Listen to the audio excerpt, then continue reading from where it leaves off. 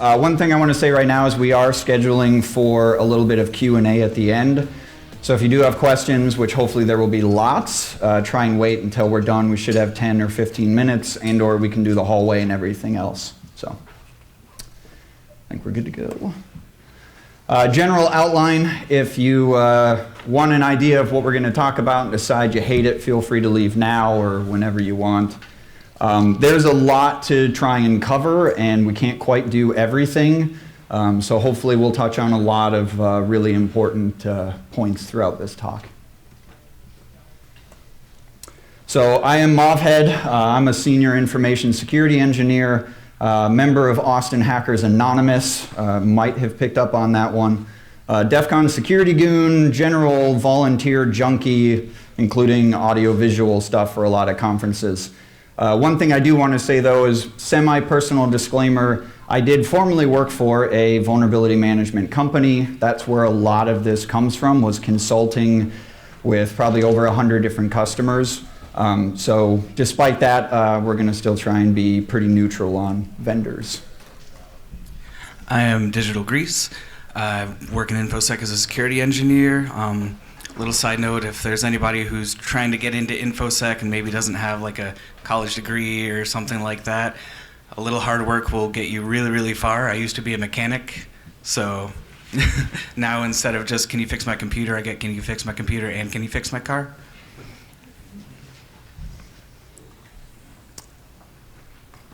All right, so we're going to start out with a disclaimer. It'll be one of the few things we read incomplete. We do not attest to the fitness of any product or service. We certainly don't attest to fitness of any kind. We are not lawyers. If you don't believe we're not lawyers, ask our lawyers. If you are a lawyer, we probably need lawyers. All right, so we're going to walk through a little bit of expectations just around the talk itself, and again, give you an opportunity to decide you're in the wrong room and go see somebody much, much better. So first, we are going to really try and be agnostic as far as vendors or products goes. Despite my previous experience, I then spent 2 years working defense using the biggest competitor's product. So at this point, we're not going to try and have product-specific features or functionality and really make this broad as possible.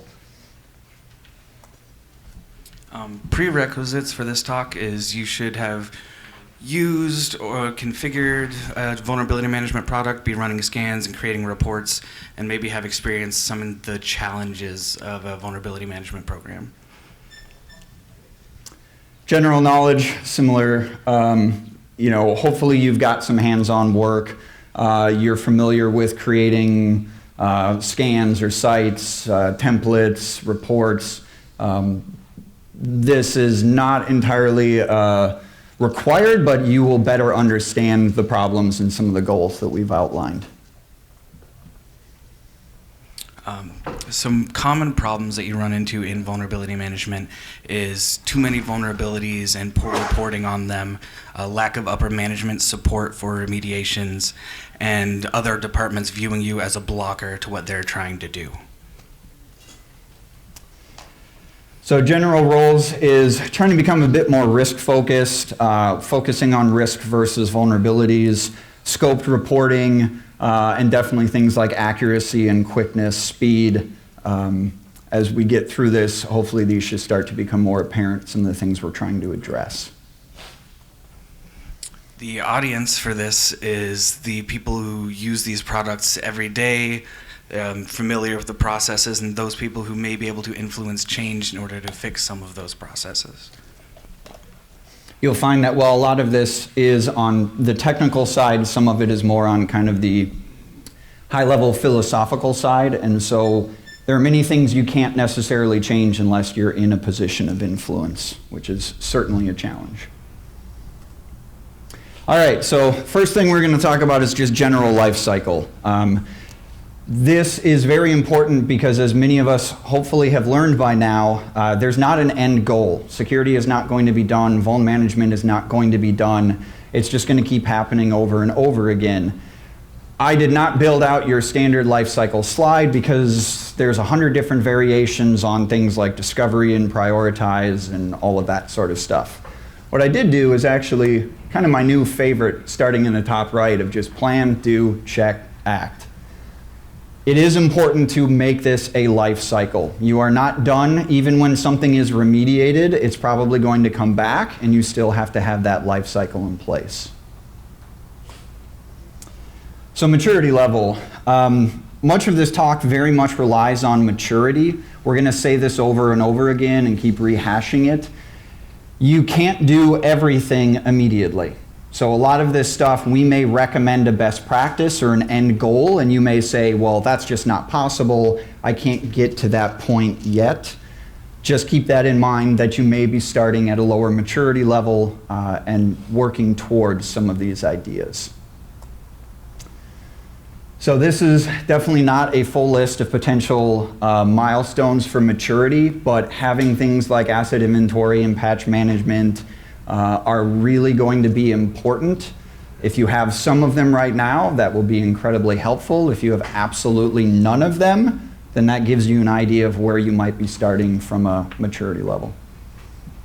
And how am I doing on the mic? It's all over the place. Everyone hear me okay? Sweet. Keeps dancing around. So we're going to start this off talking about some do's and don'ts, and starting with your patching approach. There are generally two schools of thought, where either vulnerability management tells you what all you need to patch, or vulnerability management tells you what you missed after you've already patched. Some don'ts that you should avoid is don't patch things only when they're on fire. You should not patch just because there's some new named Hollywood vulnerability with a logo and a website. That is not the only time that you should be patching things. Another thing is don't chase vulnerability counts. It's not helpful to tell somebody that there's 30,000 vulnerabilities on a particular system, because that is unmanageable. And do not prioritize based on CVSS. It is a valuable metric to use, but it's also a very static metric and does not take a lot of things into account, like asset criticality or age or the availability of an exploit. Some things you should do are adopt a regular patching cadence. Now, this may be different based on your organization, whether it's bi-weekly, monthly, quarterly, whatever, but... Never. Never. But a regular patching cadence will avoid a ton of problems before they can ever happen. Another thing that you should do is, instead of chasing vulnerabilities, chase remediations. If you go to somebody with, like I said, your server has 4,000 vulnerabilities, they're immediately going to shut down and stop listening to you because they can't do anything about that. But if you say, hey, there's 2 remediations you need to do, that's manageable and something they feel like they can accomplish. And another thing that you should absolutely do is utilize risk score. The big vulnerability management products have their own risk scores available, which is a combination of usually CVSS and those other things like asset criticality and age and exploit availability, that gives you a more usable weighted score to sort of organize things by. All right, so a little bit on architecture and deployment. This is kind of focusing on hardware requirements, number of scanners, placement of scanners. This is a very broad topic, so we obviously can't cover quite everything, but hopefully can give some good takeaways. So for the love of God, don't use the minimum requirements. I saw this all the time, and still to this day see this frequently from friends that are telling me, hey, my system's really slow, my scans take too long. So those minimums are minimums for a reason. Don't virtualize. Raise your hand who's currently got a virtualized vulnerability console, server, primary. Okay. We'll talk a little more about why in the do, but a big part here is generally people are not dedicating resources. Generally your console or server needs to be 64 gigs of RAM up to maybe 196 gigs of RAM, and you're not going to be putting that into a virtualization cluster. So this ties in with being under-resourced. So don't share the system. If you're running Metasploit Pro and Nexpo's on the same thing, or you're running Tenable and Bro Network Monitor, whatever it got renamed to, you're going to wind up suffering from a lot of resource problems. And again, either your CPU, your memory, or your disk I/O is going to completely tank. And definitely do not ignore network topology. If you've got DMZ, hopefully, or a cardholder data environment, the placement and position of your scanners is going to be very critical to your success. So you're not punching firewall holes through 19 firewalls from your scanner all the way into your protected network. Do allocate enough resources. Again, RAM, CPU, and especially disk I/O. A lot of people don't think about that one, but for on-prem TVM, your disk I/O is very often the biggest bottleneck, even more so on your scanner or on your consoles or your primary server than it is your scanners. Definitely deploy enough scanners. Frequently I saw way too many people that had 3 scanners for 50,000 IPs and they had 25 offices around the world. That does not scale. So if you've got a large data center with 20,000 systems, you're probably going to need a couple of scanners. If you've got 100 offices, you may not necessarily need 100 scanners, but you're probably going to want to make sure you're doing regionalized scanners and things like that. Tune the OS, database, application. This applies far less to the cloud, which is why most vendors are going there. But again, if your OS can support some kind of tuning, either at the file system level or generally application priority, especially things like if it does have a database, if it's a database you have the ability to customize and tweak, do so. Because once you scale above probably 10,000 IPs, if you haven't done this, you're going to run into a lot of bottlenecks. And then monitor resource utilization. If you're not paying attention to what your resource looks like during a scan or during a large import to your console or your primary server, how are you ever going to know when suddenly you're bottlenecking again? And frequently I would see customers that were simply deploying at a certain size, then growing and having no clue that they had been bottlenecking on 3 out of 10 of their scanners. So whether you're using more than likely some kind of third-party thing through SNMP or IPMI or whatever, make sure you're monitoring much like a sysadmin would. So some important things about discovery scanning and frequency are, well, first of all, discovery scanning is critical because you may think that you know what's on your network, but you probably don't. And a secondary to that is that vuln management tools, while they can be used to supplement, are not asset management tools, even though some people like to treat them as such. That's not what they're for, that's not what they're due, and that's really not what they're good at. Some things you should not do is assume that you know everything. Things constantly change on a network. You have systems getting decommed, there's some developer standing something up over here to do whatever he's doing. There's always things changing on your network. You cannot at any given time know exactly what there is without doing some kind of discovery sweep. Do not blindly trust your asset management, assuming that you have asset management. If you don't, that solves that problem. Yeah. Even a good asset management system is still fallible. It may not get updated properly, it may not get updated frequently enough, and because of that, you will miss things that exist on your network. Do not do wide, broad-reaching discovery sweeps without notifying people. If you're going to scan an entire /8 in your network, you should probably let people know about that, because it's going to scare some people, it's going to break other people's deployments, and you're generally just going to cause a huge problem for tons of people. Do not rely on ad hoc scans. Ad hoc scans, which may be necessary every once in a while, they will muddle up your scan schedule, they will throw off your scan windows, and they'll use scan resources when you really don't need them to. Things that you should do are discovery sweep regularly. Because things change so frequently and you never really know what changes have taken place, having a regular cadence at which you do discovery sweeps gives you some idea of a baseline of where your network is. You can use discovery sweeps to supplement your asset management. While it may not be asset management They will frequently find things that your asset management system has missed or did not know about. So they very well supplement each other. You should schedule and notify any stakeholders before running broad-ranging sweeps like I spoke about. If they're going to be doing network maintenance, you should probably let the network guys know. And then if that's not going to work for them, you can work out a different time to do your discovery sweep. And you should definitely consider criticality and resources. Criticality of an asset can play a huge role in how frequently you should scan it. For instance, if you have a PCI enclave, you're probably going to want to scan that way more frequently than random developer's workstation.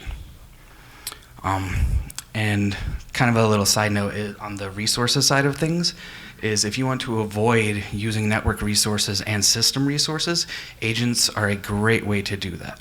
You completely bypass using your scan engine's resources and any network resources, and all of it is done on the host. All right, so vulnerabilities scanning. Don't build scans for your environment. Specifically, what I kind of mean here is that many vulnerability scanner templates, policies will let you do things like turn on or off certain plugins or checks.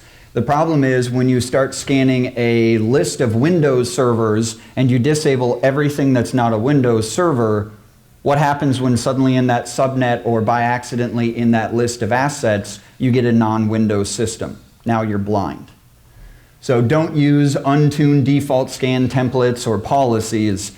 While they'll get you started, you really need to tailor them for your environment, looking at things like timeouts or retries, what network performance impact it might have, what ports it is or isn't scanning. All of these things are very important. And lastly, do not scan static lists of assets. Anything that is static in the product is going to be the devil. Do build scans for your environment. So while this is the same as the don't, what I mean here is focus on things like if you have IoT devices or SCADA, or you've got a portion of your network that's got a low-speed connection, you're going to want to tweak your scans to accommodate those systems. Just don't start pulling out plugins that you think aren't going to be executed or needed, because the products are smart enough to do that themselves.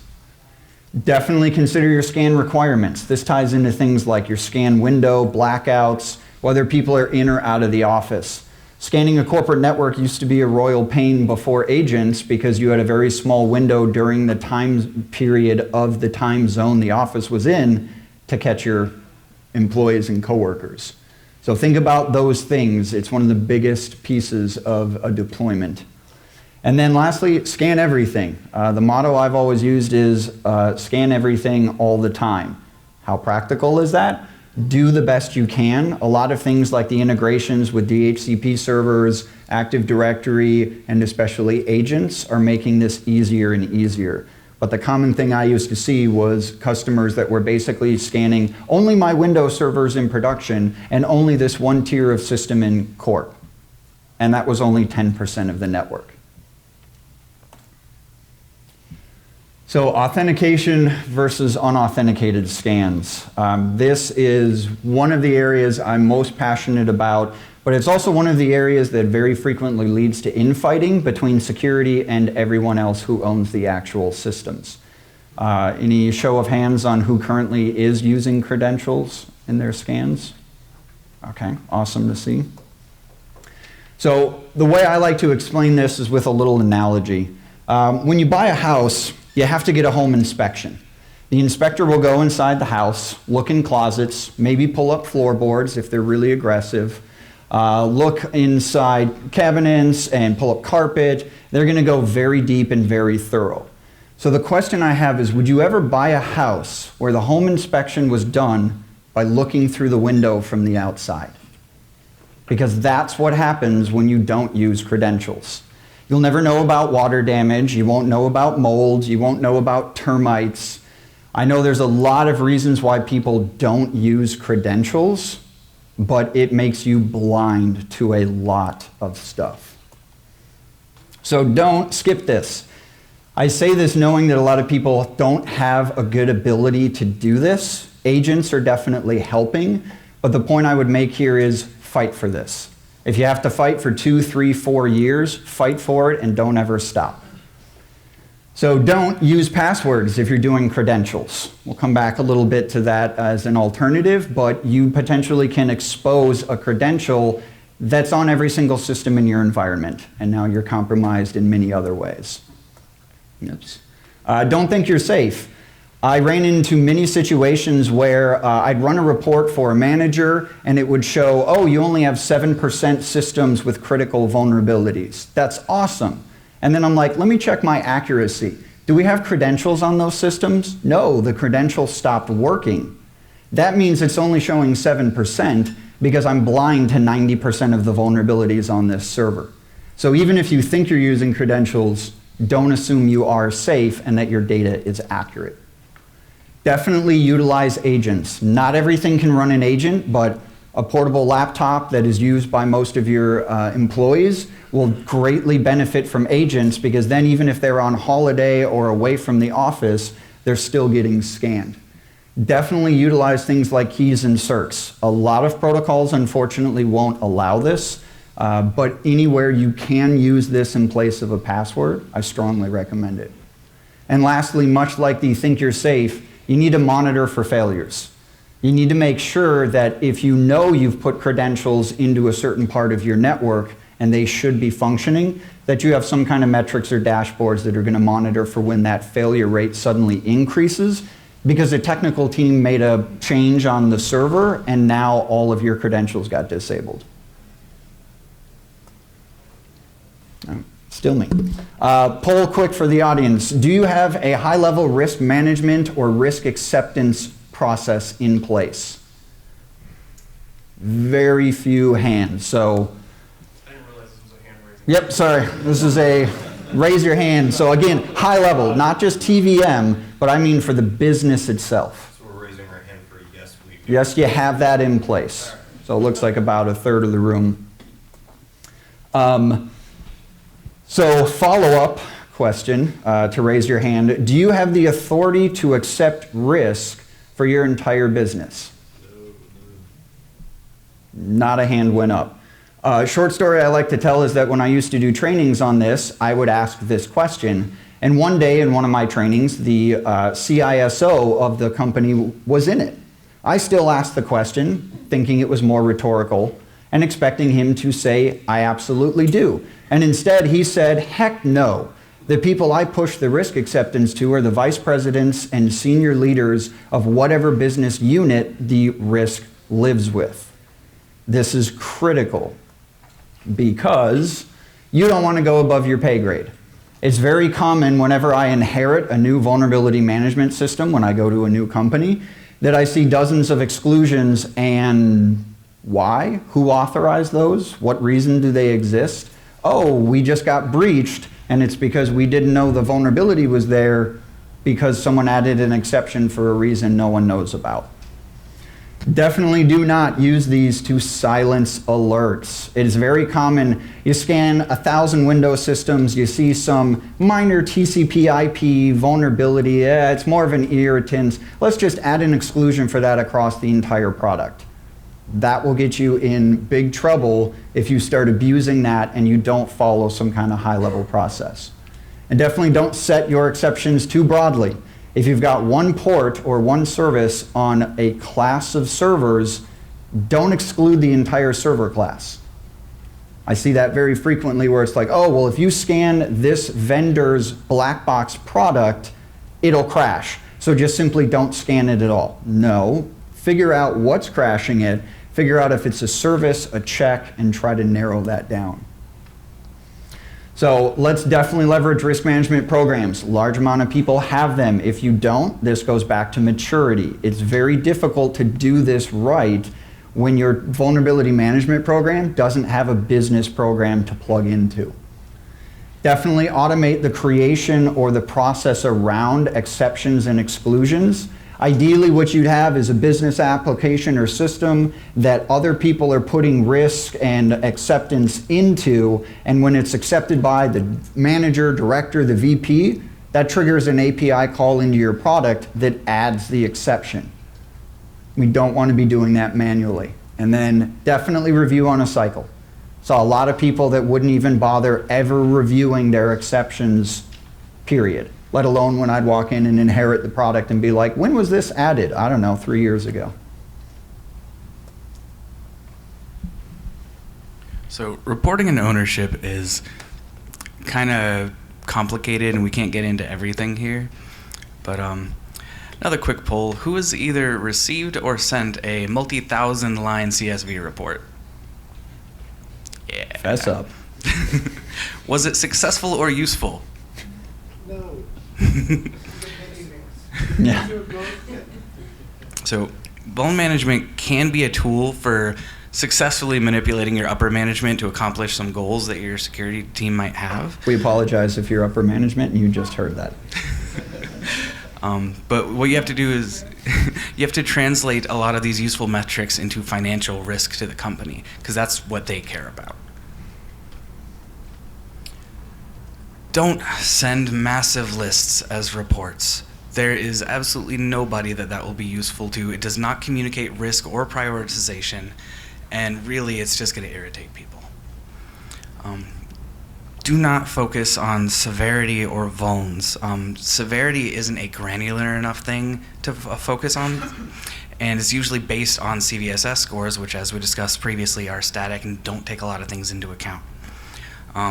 Vulnerabilities don't communicate risk, and they don't scale for remediation if there's 100,000 of them. Don't assume ownership of a system. If you're just going to assume that because this machine is in prod, then so-and-so owns it because they own everything in prod, that's not a good assumption to make.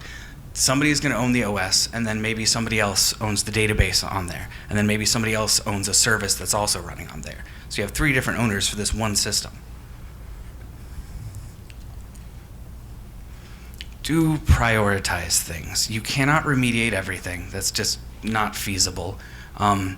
Use the risk score I spoke about before, which is weighted and takes a lot of those other things into account to help prioritize, and communicate these priorities with other teams and departments to try to narrow down what things are more important than the other things. Scope appropriately.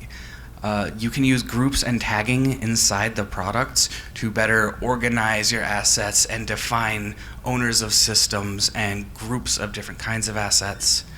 And scope your reporting with a goal in mind. Like, when you begin writing a report, say, I want to fix this problem, so I need to report metrics that are relevant to this problem and translate that into a risk. And match your reporting to your business. The way you define ownership and do reporting should be matched to the way that your organization is organized. If you're going by department or server class or things like that, your reporting should match that. You should also work with these teams that you're reporting to determine what kind of data they want and how they want to receive it. Maybe this one developer really does actually want a huge CSV file, and for him that's okay. But you need to work with different teams and find out what they want.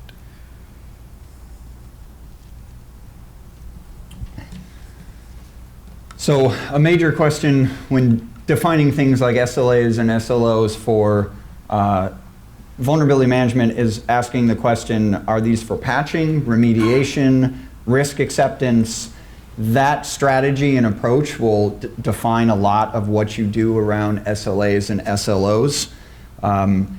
The biggest point though is it needs to be auditable. I've frequently walked into a company either as an employee or a consultant and saw that they gave this timeline for this thing, but it really wasn't auditable. So they had the SLAs sort of in place, they were defined, but they didn't really have a good way of making sure that they were actually being met.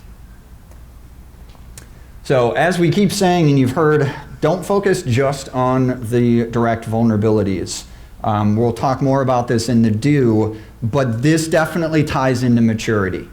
A lot of times when you're starting out, you're going to have to focus on the vulnerabilities. You're going to have to just target a particular SLA for remediation around a type of vulnerability, a severity for a vulnerability.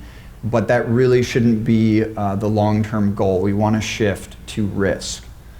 Definitely don't pick one size fits all. You can't say that everything that's a CVSS 7 and above must be remediated within 14 days and everything that's a CVSS 10 is remediated in 24 hours. That doesn't always scale. If you've got black box vendors that you have to wait for patches, when does your SLA start? You still have to assume and mitigate risk, so you can't hold for a vendor patch. So you have to make sure and define these across different teams, across different product areas, parts of your network. The one size fits all will honestly just anger a lot of other people that are being held accountable for those SLAs. And then don't focus just on patch availability. Like I said, if a Cisco vulnerability comes out and you have to wait a week for them to build something, you can't just say, well, the SLA starts when that patch is available. Because if you're approaching this from a risk perspective, the risk starts as soon as you know that it exists and it's there in your environment. You have to have some kind of mitigation or plan in place. So just focusing on patch availability is very dangerous. Focus on risk based on maturity and definitely align with business criticality. Your SLAs or SLOs may not always be the same depending on where in the environment we're talking about. Again, this goes back to moving away from just static CVSS and severity scoring and really talking about risk and what matters based on the asset itself and where it is, what its exposure is, and everything else.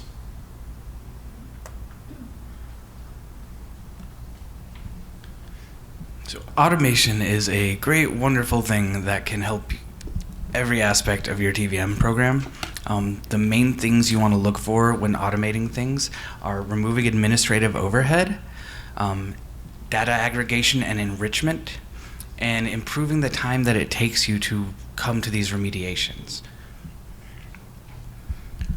Don't depend on manual processes. Manual processes means that there are humans involved, and humans are finicky and get things wrong because that's what we do. And they go on vacation or go to conferences. And they go on vacation or go to conferences, or they're out sick. Depending on manual processes depends on people, and it wastes labor hours. There's no reason to have this developer spending an hour a week doing this process he has to do every single week, especially if he's been working here for 2 years and he's been doing it for 2 years. Don't automate things just because. That same developer, if he does something that takes him 5 minutes that he does once a week, that's probably not worth automating. Don't automate monolithically. And what I mean by that is if you have a huge process with a ton of steps, and it's a very important process, don't try to automate the process as a whole, because that does not scale and that is not maintainable. What you should do is automate your data flows, which reduces manual interaction, less humans in the mix, and it also reduces your dependence on static lists, which Mav had spoke about a little bit before. Static lists are bad. Automation allows you to have dynamic, frequently changing lists. A good example of automating your data flow is you pull an asset list out of your asset management system, and that goes into your vulnerability management product in scan zones or asset groups or sites. And then that data then goes into results and organizing those results and tagging and reporting on those results. And all of that can be automated. When you are automating things, consider the ROI of whatever you're automating. If it's that 5-minute once a week job, but it's going to take you 2 weeks to automate that, that's probably not worth your time. Just keep letting them waste 5 minutes a week. And do automate individual tests. Instead of the automating monolithically, all of those individual little pieces of that whole huge process, automate each one of those individually and then tie them together. That is more scalable and more maintainable and will cause you a lot less pain in the future. Now, notifications and alerts are an unfortunate part of threat and vulnerability management, and if you are receiving them, you probably know what I'm talking about, and if you're not, you probably should be. The biggest problem with them is triaging them. Don't depend on static emails. If you get an email for anything that your vulnerability management product finds, you're going to end up with a couple thousand emails that nobody's ever going to look at because there's a couple thousand of them. Or they're on vacation. Or they're on vacation. Don't alert for every individual finding, because that only exacerbates the email problem. If you're alerting on, hey, there's an informational alert for some banner grabbing that the product was doing, you don't need to know about that. That does not need alerted on. And all it does is make a couple thousand emails into a couple thousand more emails. And don't ticket every alert. I have seen where people would, for every single alert that was fired out of their vulnerability management product, they would have a separate ticket for that alert, which leads to the exact same problem as the email problem, where you have thousands that nobody's ever going to touch because there are thousands of them. Do automate. Automating saves everything. You can use your automation to ingest all of those emails or ingest alert data directly from your product using the API. And then once you've ingested that data, you can use things like just simple pattern matching can often help you organize and prioritize those alerts. But if you have the time and development skill, you can also look into things like fuzzy logic and machine learning to help better prioritize and score some kind of those alerts. Which leads into the next point, which is prioritization. Prioritize your alerts based on relevance and criticality. If you have, if there's an unauthenticated RCE vulnerability that you have, that's probably a little more important than upgrading Java. And please tune your alerts. There's no need to receive alerts that are useless and provide no value, like informational BS alerts that you don't care about. It drastically cuts down on all that noise before it reaches your hopefully burgeoning automation. Now, container scanning is comparatively new, and because of that, it's often neglected or forgot about or not even considered. And there are options for it. The big name vulnerability management vendors have integrations that you can use for container scanning, and there's also some open source container scanning products. Do not assume your containers are secure. They are not magical, impregnable little boxes that you can do whatever you want to with. Do not ignore best practices. It might be easier sometimes when building your containers to do things like this, but you still need to remember to avoid things like embedding sensitive information in your container image. Remember to drop root privileges when you're building your container. And automating the building of those images via various tools is okay, but don't blindly trust the templates that are given to you when you're building these things. And don't scan like it's a server, because it's not. All right, don't bother with credentialed network scans or agents. Your container, well, I'm getting ahead of myself. Do scan regularly. These are just as important as your traditional infrastructure, sometimes more so. Scan them regularly. Don't do the once a quarter kind of stuff. And consider criticality. Some containers are more critical than others and should be treated as such. Just like if you have production containers that are exposed to the internet, you should probably look at those more frequently than random container running random service for a developer. Do scan your base images, and this is where I was starting to get ahead of myself. You should generally treat your containers as immutable, so scanning them while they're running should not be necessary. If you scan the base image of your container, that should be all you need, because it should not be changed. That, of course, kind of assumes a high level of maturity. Immutable infrastructure takes work to get to. But that is, if you are running containers at any kind of scale, that's the goal you should have in mind, is immutable infrastructure. So this is a fun one that got trimmed back pretty heavily. A few people might have heard me go on web app scanning rants before. Aside from working for a vuln management company, I previously worked for another consulting firm where I did manual application security. And so I have beefs about some of the ways that it's currently handled. If you want the long version of that, come talk to me, and we'll also post our slides. The short version is that there's generally two approaches to this. One is using your vulnerability management scanner, and the other one is integrating with the actual pipeline and deployment process. These require wildly different maturity levels, but definitely have pros and cons. Rather than doing do's and don'ts, I'm simply breaking it down to what a TVM scan might look like, which is just you're scanning the static web server, you're looking for XSS, SQLI. They're super slow, they're super long. This is partially because the vulnerability management scanner is not always the most ideal way to scan a large website, especially a heavily dynamic website that has lots of forms and fields and values. And a big problem is the visibility. Frequently, you're not doing vulnerability management scanning for web apps until it's already in prod or it's well past a development life cycle.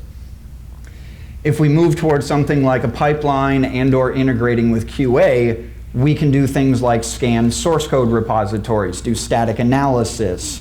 Again, this is not utilizing standard vulnerability management tools, but there is definitely great value in getting to this maturity level. If you're doing things like looking at your source code, you can also do things like determine endpoints. So a vulnerability management product or a web app scanner usually is just going to look for what it can find based on a site crawl, whereas if you're scanning your source code, you can find unknown endpoints that are actually exposed that might be invisible to you.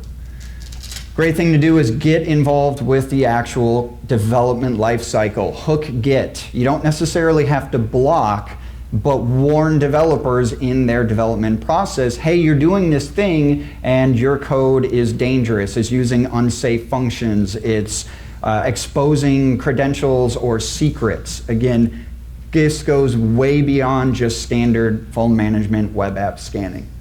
And integrating with QA, there's a large amount of this that probably should just live with QA.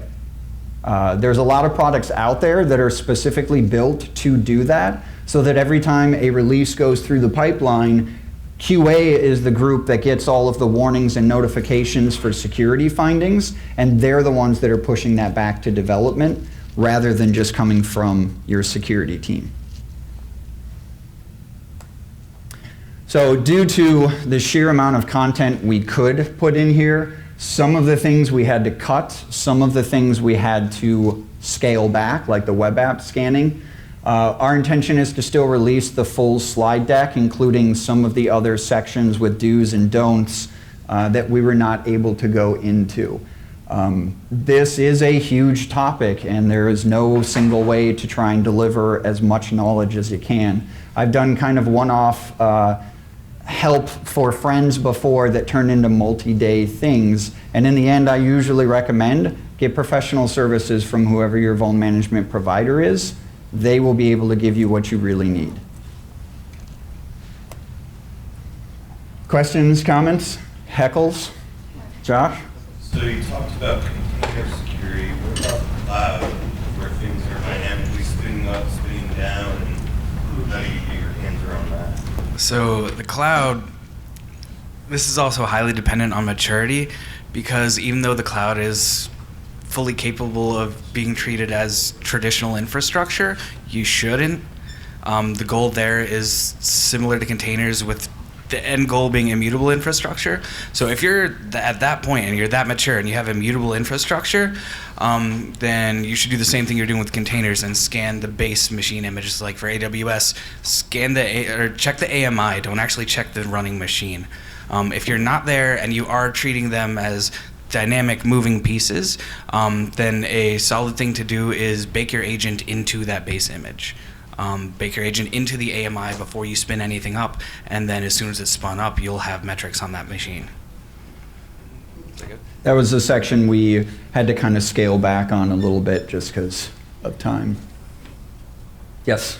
So on serverless and software defined everything, are you seeing vulnerability management move more towards overview or actual access scanning? So, and actually, I apologize, we should be repeating the questions. The first one was dealing with cloud, and this one is asking a bit about, are we seeing things move to more of a code integration and away from just static scanning? Yes, just within the last probably 4 or 5 years, most of the major vendors realized that they were very static asset lists, static groupings, and started adding integrations for other things like DHCP and AWS. I have a whole other talk I'd like to do at some point, which is basically security as a dinosaur. And a lot of immature companies are doing vulnerability management the old way, which is the static way, the non-integrated way. In this case, for containers and application scanning, those absolutely should integrate in with the pipeline.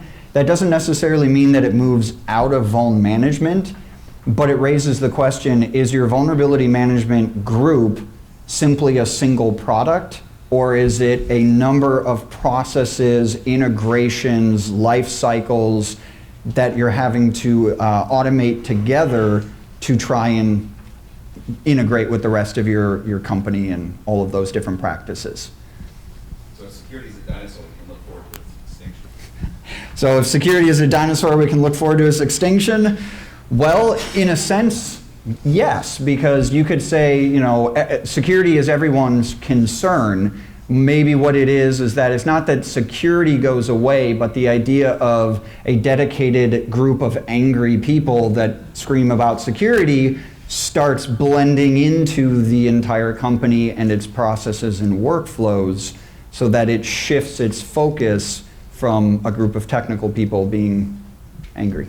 Sounds more like evolution. Yeah, evolution, there we go. Words are Yeah, dinosaurs. yeah. Very bad, okay, yep, miss? I've heard the argument that if you add an agent onto a host, let's say, that it increases attack surface. So would you do anything extra if you add an agent on there?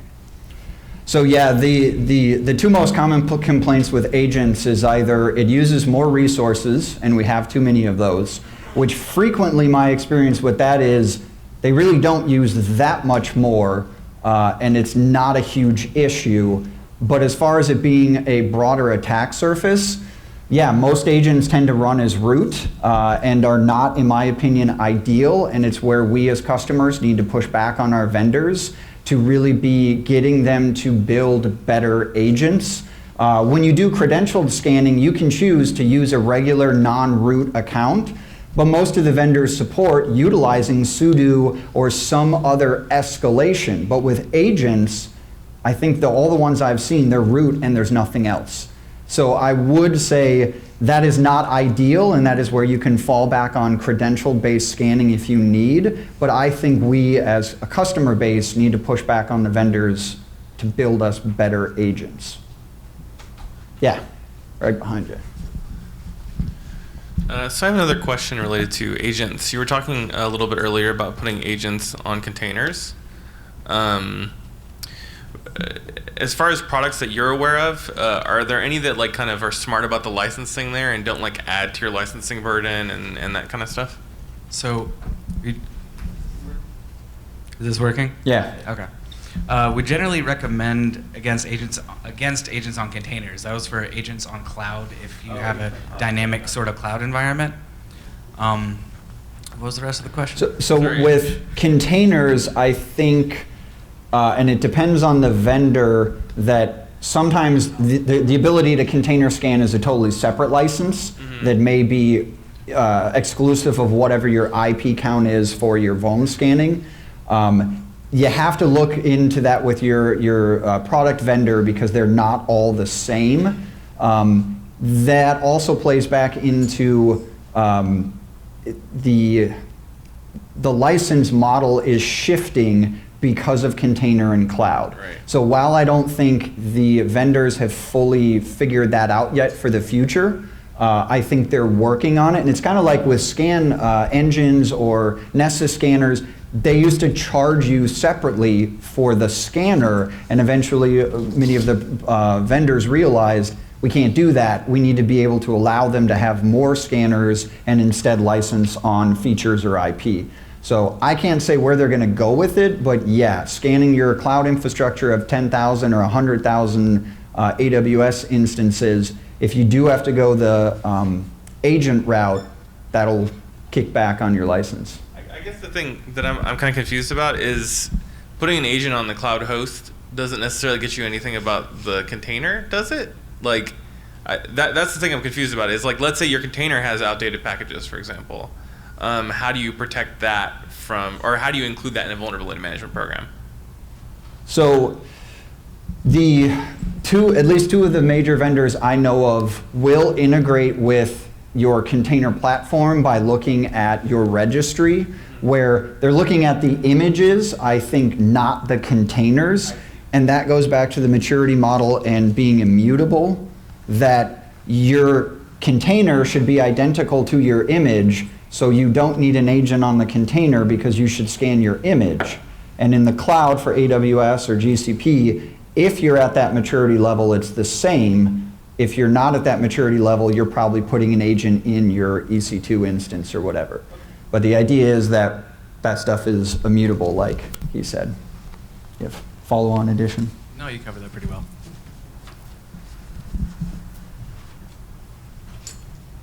All right. Well, Any other questions? I think that might be it.